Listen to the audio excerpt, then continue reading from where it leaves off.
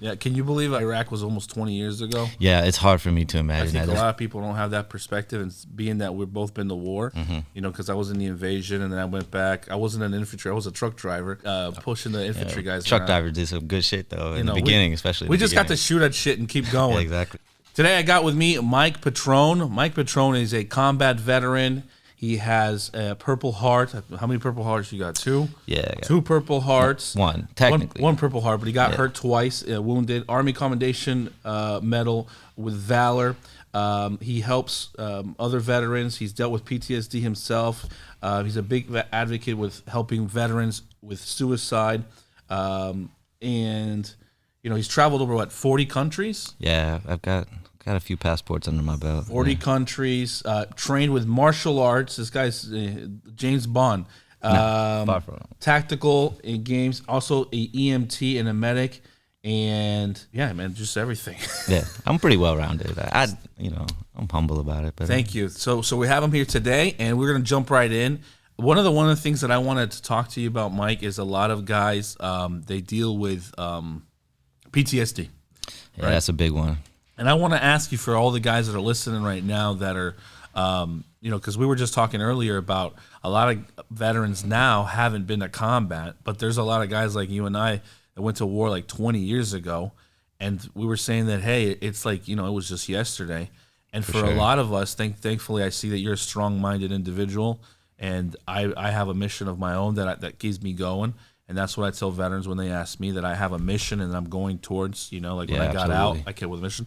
How did you overcome? Because obviously there's trauma, and what do you do, brother? And how can you give some a loaded advice? Question off the top. Of course, man. brother. You're infantry. You're 11 Bravo. Come on. Well, first of all, man, thanks for having me, bro. Absolutely, I really Mike. appreciate it. And, you know, I really appreciate you acknowledge the being strong-minded part, but, you know, that definitely didn't come overnight, man. Of course, yeah. And, you know, the old saying goes is that, you know, the military teaches you to go to war, but they don't teach you how to come home.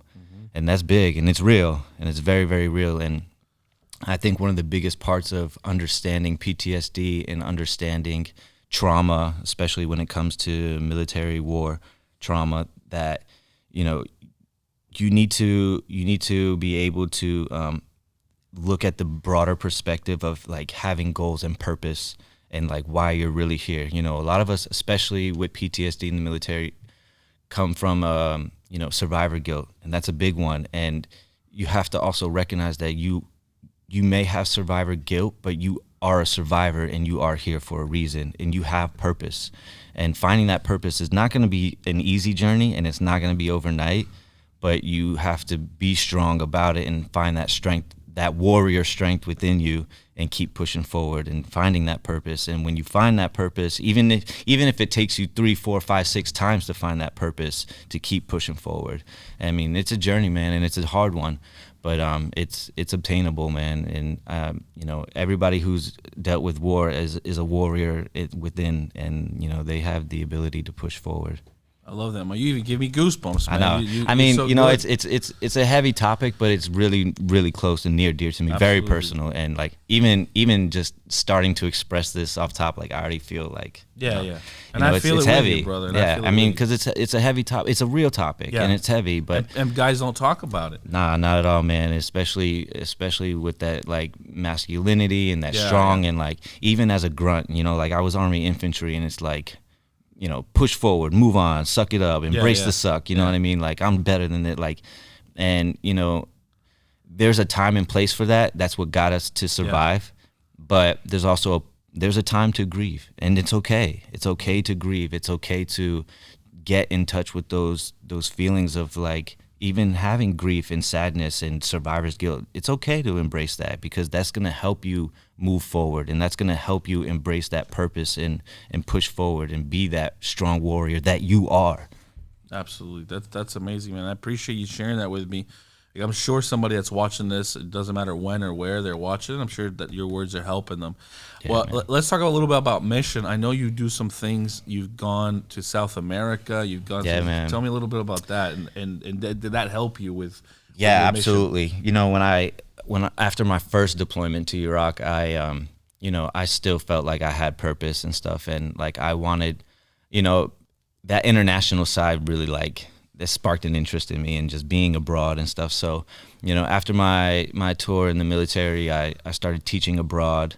I got into healthcare. I was doing EMT medic work abroad. You know, I've worked in schools from Costa Rica to Kenya to India, and then I've worked on ambulances and in hospitals from Colombia to Mexico. And you know, part of it came from the military, is like understanding that there are people outside of our borders who still deserve respect and compassion. And it started in the military, but it continued as a civilian, that like, man, I really like genuinely like care about people and want to help people. And you know, compassion has no borders for me, you know, and in general. And I believe in just, of course, it's always room to help people in your community at home. There's always room for that. You live there. But there's also room to help people outside of those borders and be a part of a bigger community and a broader perspective, and being able to help people and understanding understanding each other in the world around us, you know. So yeah, man, I got involved just through different organizations, teaching abroad and working in hospitals abroad, and just really being somebody for the people. And I wanted to be that, and that also kind of gave me my purpose, you know. And that's part of what I was talking about in the beginning of the conversation, of having that purpose. And for me, that was, you know, helping others. So that's awesome. And it's also like you mentioned about the country and borders, but as a human race, right? I mean, yeah, people absolutely. are like, you're from this country, I'm from that country, but like, bro, we're all like yeah, on human, one man. freaking planet, right? You know, even working in Iraq, and we had a perspective about people who we were fighting against. And this, what I'm about to say, actually, I struggled with for a long time, because, you know, I was wounded.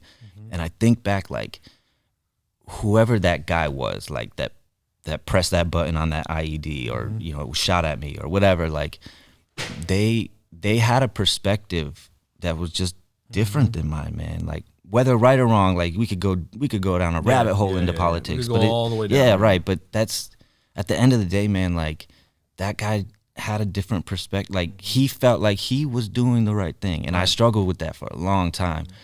And it was like, you know, we all have these different perspectives, and we come from different environments, and that doesn't make them any less of a person. Right. You know what I mean? And yeah, I struggled with that one for a long time, especially, you know, being wounded abroad. But, you know, we look at people, especially in war in Iraq, and the people we're fighting against, like, almost like blank face. Yeah, targets. Yeah, targets. Just like you know, they train it's us. a blank face, but behind that blank face is a real person. Right, with lives. Lives, families, you know, whatever. And, you know, maybe their perspective is shrewd, maybe whatever it may be. But at the end, they're human, man. Human. We're all human, right? Yeah. So I want to hear a little bit more now that we talked about Iraq, the mission, what you're doing overseas. I mean, overseas in other countries. Are you actively still doing this? Yeah, for sure. I actually just had my latest adventure was I was working at a medical clinic in Greece at a refugee camp. Oh, Greece, nice. Yeah, so Greece has one of the highest refugee communities in the world. Where these refugees are coming from? Syria, Afghanistan, Iraq, Jordan, all over the Middle East. What were you doing there, helping them? Yeah, I was working at a medical clinic. I was using my medical expertise, or what I do have as a... Because this is what you did after the service. Yeah, I've been an EMT. I'm an EMT in paramedic school. You know, I've been working in healthcare for a few years. So, you know, when I have the chance to work, especially abroad, like in different hospitals, you know, I worked in the ER in Mexico, and I worked on the ambulance in a couple different countries. But this opportunity was for me to work at a medical clinic at one of the refugee camps in Greece. You know, Greece has one of the highest refugee communities in the world, and they're people on the move, and they don't have access to a lot of the things that we take for granted here, you know, stateside especially. So being able to lend my expertise and helping hand at one of these clinics, and just hearing the stories of people on the move and how they, you know, came across the border and where they're going and what they came from was, I mean, that was my latest one, and that was one of the more powerful ones. And so when if someone has a similar background to you and they wanted to do something like this, how do you end up going all these places? What do you do? Who do you talk to? You know, man, you just don't get on a plane and... Nah, of course not. I mean, you got to do your due diligence, right? Man. You got to put in your research, and you got to, you know, make connections, and you know, you have to reach out to people. You know, like it's like someone who's like waiting for their husband or their wife, but they never leave the couch, right? Like Exactly. you got to go out there and you got to meet people and you got to do things and you know you got to shake hands and you got to trust connect. you, because it's not easy for you to, as a foreigner, right, to come in. No, to all yeah, these and a different lot of these places. programs, like that's what they're set up for. So there's tons of programs out there. There's tons of organizations. You might not get great pay, or if any, they might cover your travel and living expenses, or they might, you know, there's all kinds of different NGOs. Yeah, there's all kinds of different stuff out there, but you got to do the research and you got to make connections and you got to send emails out to people and hey, like this is my background, I'm interested in this and this is how I can lend a hand. And you also, this all the way ties back into purpose. Like you got to know what you want too, Right. man. You got to know what you want, and you got to know, like in my case, it was like I have a background in healthcare. I was in the military. I've been abroad, 40 plus countries, and like I know where I can lend a hand, right? Mm-hmm. This is what I want to do. I knew that I wanted to take my experience being abroad and my experience in healthcare, and I wanted to do that together. And that's what I did. Like I connected with an organization that connected me to a fire department in Colombia, and I worked on an ambulance in Colombia. Hey, parcero, por mis manos. Y ahí aprendiste español, ¿verdad? Sí, claro. Yo trabajé en Costa Rica y Colombia y México también. Hey, güey. And yeah, so I worked in a bunch of different countries, but I knew exactly what it was that I wanted. So, I was able to make that step forward and move from there. That's awesome, man. So what about here in the States? I know we were talking about earlier about you have a company now that you have, and tell me more about your company and what you do and what it's So now in the States, I'm a little more settled now. I'm still doing some travel medic work here and there, but I work for a hospital back home in Atlanta, Georgia, where I'm from, and I work on the ambulance back home. And then I also run a company called Warrior in a Garden. It's a fight meditation company. That's awesome, man. I have never heard of a concept like that. Yeah, so it stemmed from, I train in different martial arts. I was a boxer for a couple years. I train in jiu-jitsu now. I'm a huge passion for Muay Thai, like all these different martial arts, right? And then I also practice meditation. It's a big part of my life. But I also know that, like, especially if you look deep into like warrior history, like meditation is such a vital part of being a warrior, right? And even fighters, like it's a crucial part of training, right? So for me, like competing in a lot of different events, I was a boxer and I competed in things called the tactical games, and just an athlete. And I was supporting a lot of like fight companies and stuff with their gear and their company and in their clothing, which is cool because I love supporting other companies. But I wanted something that represented me. I wanted I wanted a brand that represented me as an athlete and as a person. And it's about always being prepared, man. It's about being mentally and physically tough and pushing your limits and understanding that we must strengthen not just our bodies but our mind and disciplining our spirit. And meditation and fight, they go hand in hand. And at the end of the day, it's about being a warrior in a garden and always being prepared. And the meditations, they spawn from which cultures? Meditation stems all the way deep from Hindu and Buddhist culture. Here on your It's a Buddhist, a Buddha with the samurai sword. So yeah, it stems from Hinduism, Buddhism, ancient Asian cultures and stuff. But Buddhism and meditation and Hinduism has been around for thousands and thousands and thousands of years. So, but it's not even just a religious thing. It's about being able to strengthen your mind and discipline your spirit, And as you discipline your spirit, you become a stronger individual, whether that's on the mat, in the ring, or in life. And that's what Warrior in a Garden is about, man. It comes from the saying that it's better to be a warrior in a garden than a gardener in war. And it's about always being prepared mentally and physically and just being a well-rounded individual. There's a balance there, right? There's an absolute balance. And in that balance, you are able to strengthen and center yourself. And whether that's, in your athletic competitions or in life, but it's about being able to stay strong all the way around. A few moments later. So we're back from our commercial break, and we were talking about Warrior in a Garden. Yeah, Warrior in a Garden, man. And, it's not just, you don't have to be a fighter or even, be someone who practices meditation, although I do highly encourage it for anybody, no matter what background you come from. Even just on a day-to-day basis, meditation is such a powerful tool to use.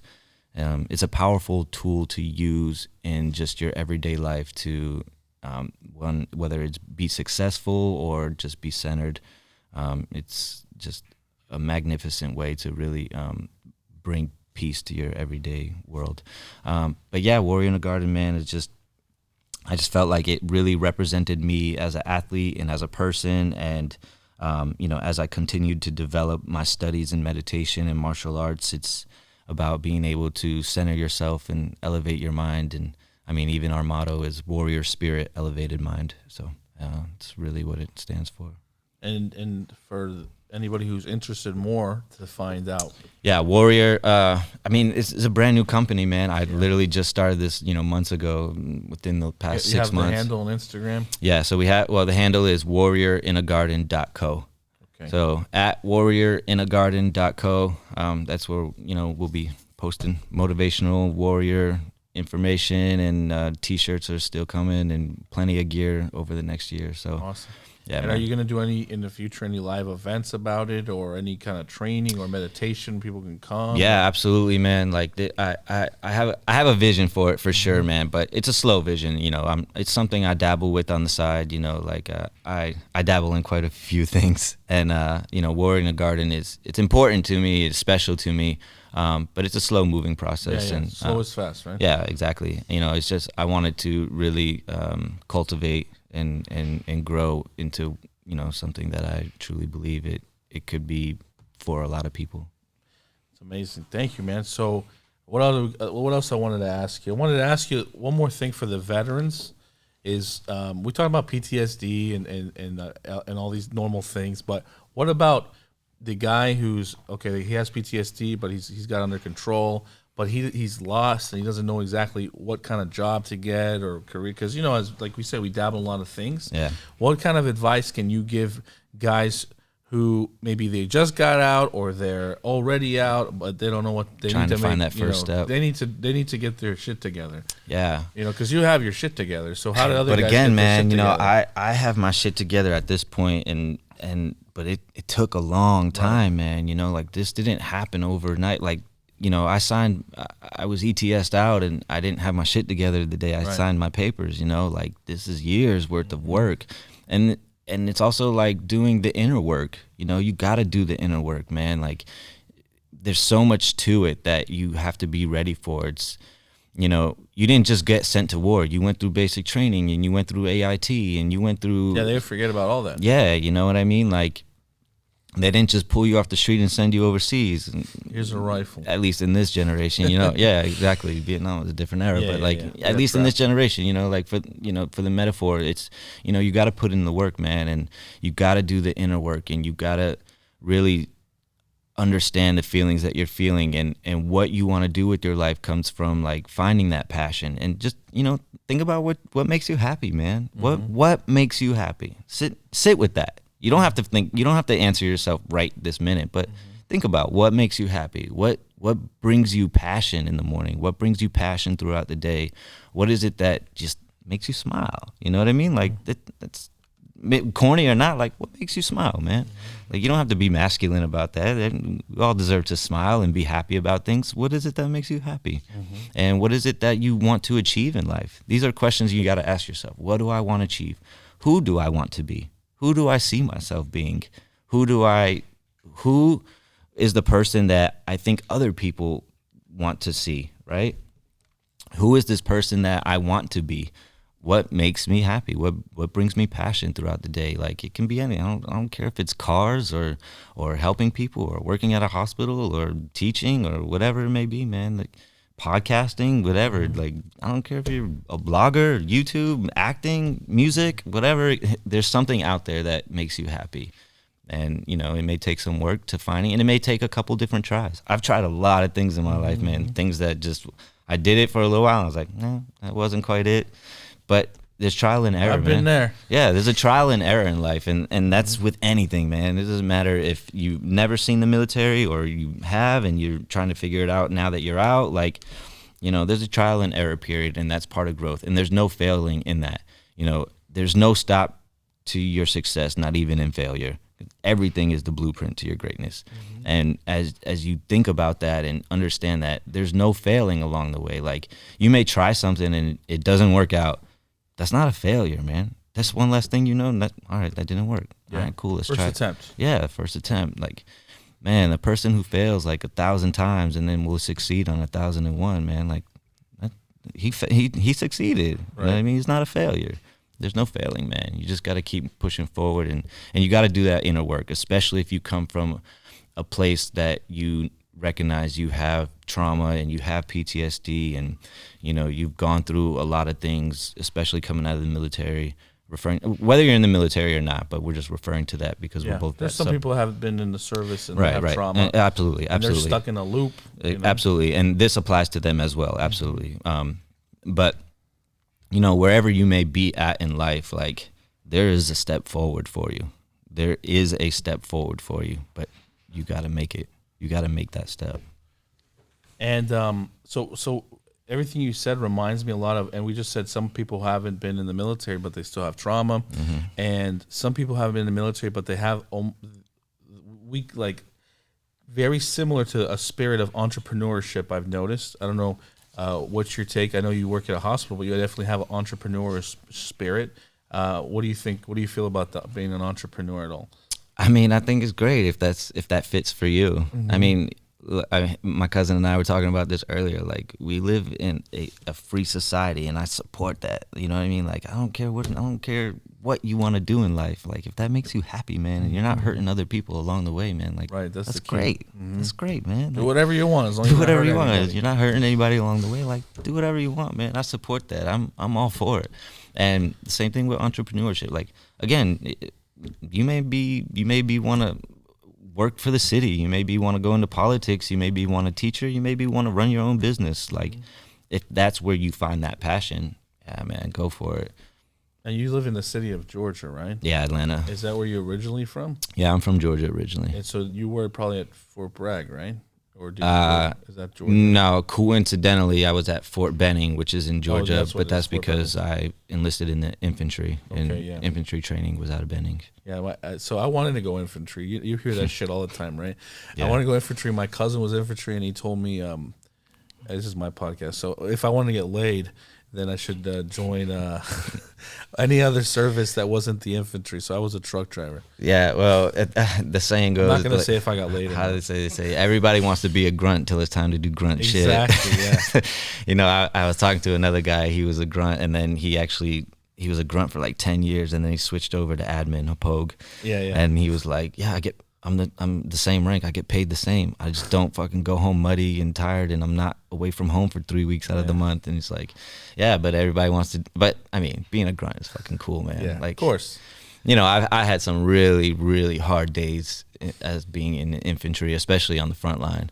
But I wouldn't take any of it back, man. And us pogues always try to. I was in the 101st. I was air assault. I was attached to the Rockasans. But we all try to be as close as we can to be, not being a pogue. But I was 3rd ID, Rocket Lamar, cool, and I'm attached to 48th Brigade. I've been in a few units, but yeah, man, it's everybody wants to be a grunt till it's time to do grunt shit. Yeah. And the thing is also, cool. Yeah, right. But the thing is, cool. From the outside, like a civilian side, like if you're wearing the uniform, we all do the same shit. Yeah, we all do the same shit too. I have no clue. You could be a pogue or you could be infantry, but you're in the military. Yeah, we all do the same shit. So, pogues definitely. I think they definitely level on that. Like, yeah, I'm in the military. I'm right there with this guy who just spent 4 weeks out in the wire and went through hell and back. I know. I used to pick up these guys at Fort Campbell. Man, would drop them off.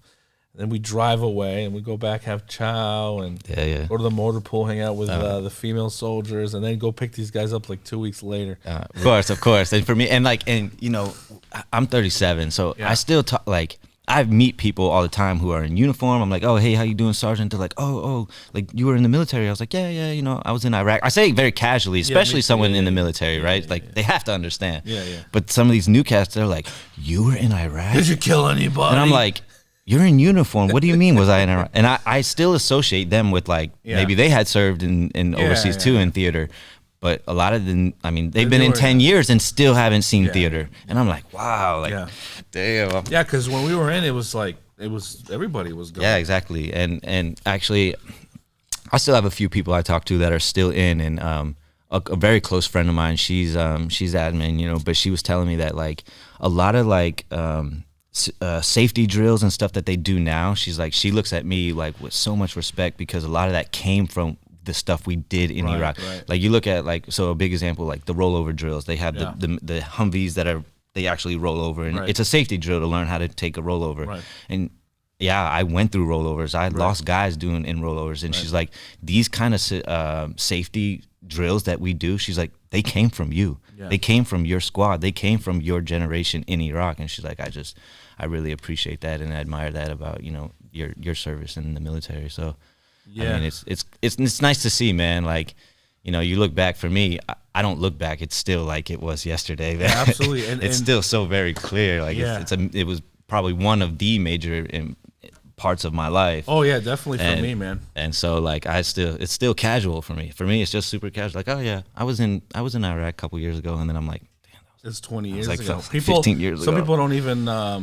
I'll talk to people for a while, and then they find out casually, like I don't mention it, you know, and it just comes up, and they're like something about Iraq or whatever, and then I'll be like, yeah, I was in Iraq, and I was in the invasion, and then I went back. I did 2 tours there, then I went 2 tours to Afghanistan, and they're just like, what? Yeah, it's I mean, I can understand from an outside perspective how it's like unique and interesting and different, of course, but like, it's still hard to imagine that, like, people, I mean, there were people who weren't even born that are like grown adults now working in the work, you know, in the civilian world. That's just like, they weren't even born when I was, you know, in theater, you know what I mean? So it's like, cool. I look at like even my cousin, like she was a toddler when I was over there, and she's like a grown woman paying bills now, has her own house, and it's just the generation gap is huge. So for me, it's still kind of like yesterday. Right. Real quick, if I may, like, man, this one time I was in Iraq, you know, and you know, we were running missions like outside the wire. Like, I was on the front line. Like, I saw some heavy shit, and I remember we pulled into Camp Liberty, which is one of the main bases in Baghdad. Yeah. And what year was this? 05. Okay. Yeah, so fresh, pretty new into the. Yeah, I was there in 5, but yeah, I'm listening. Go ahead. And so we pulled in, and like, you know, I had to go to one of the admin spots to finances or whatever. I'm covered in dust. Like, I got on, I'm full battle rattle. I'm know, I'm sweaty, dirty, and I walk in, and she was like, just like kind of looking at me, like just in this weird way, and I was like, "You all right?" She's like, "You've been outside the wire?" And I was like, I thought it was like a normal thing. Like, everybody goes outside the wire. This is my life is outside the wire, right? Yeah. And I'm like, I'm looking at her. I'm like shaking my head. I'm like, you've never been outside the wire? She's like, nah. Like, she got this air conditioned office, like just doing finances for Joe's coming through. And I'm like, you've never been outside the wire? She's like, nah. She's like looking at me like I'm foreign, and I'm like, whoa. You've never been outside of, and we're both gonna go home, and you're gonna get the same respect as me. Like, it is what it is, man. Patch and everything. Yeah, patch and everything, man. I'm like, ain't that some shit? It's all good, same man. Discounts, same thank you discounts for your service. Yeah, same 10% discount at Ryan's and Applebee's, man. Yeah. So it's all good, man. Yeah, but you know, just everybody's experience is different. But I mean, from a pride perspective, yeah, I definitely represent infantry and grunt shit all the way. Yeah, cool. That's great. All right, Mike, is there anything else you want me to ask you, or you want to the public, or anything you want to put out there? Nah, man, this has been a great conversation, bro, and this was pretty spontaneous for me, so I'm super honored. And I just want to ask you, because I produce movies. If I put you in a movie, would you shave the beard for the movie?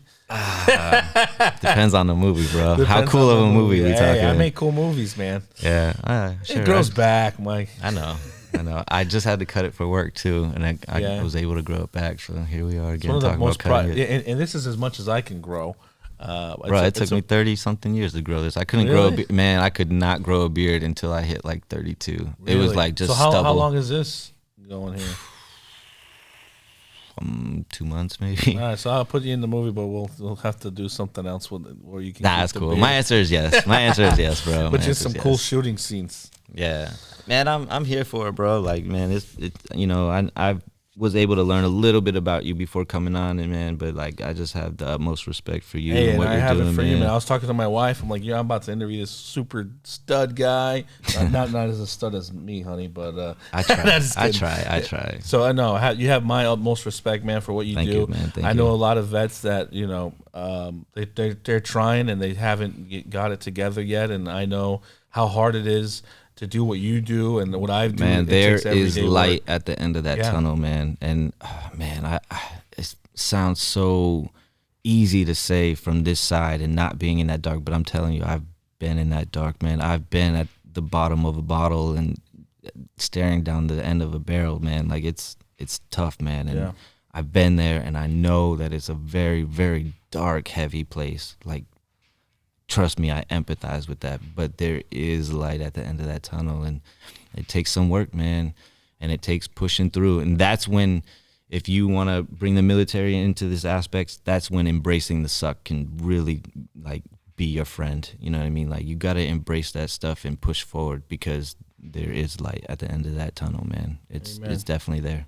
Thank you, Mike, for sharing. Mike, for Instagram, your handle is Mike Petrone, at Mike Petrone, Petrone, like man. Warrior in a Garden, yeah, close, but yeah, a Warrior in a Garden, at warriorinagagarden.co. But yeah, you can find me at Mike Petrone, Petrone, and man, I'm here for you. Thank you so much, Mike. Thank you so much, dude. I appreciate it. God bless you, brother. Bless you We'll put too, you in the brother. movie. Yes, sir. Cut. All right, I'm serious about the movie thing.